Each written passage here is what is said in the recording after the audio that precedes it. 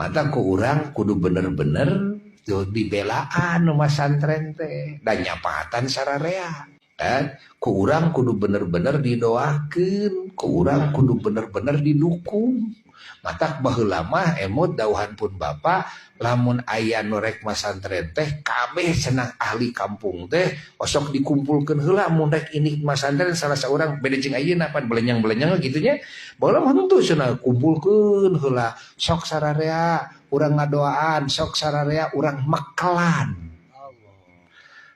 norek masantren kan baheula mah kitu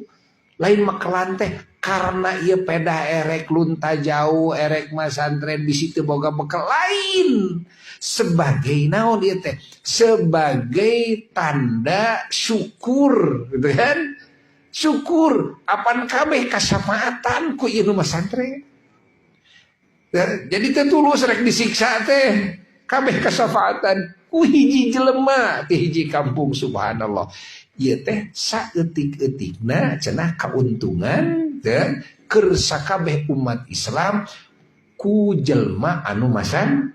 masantren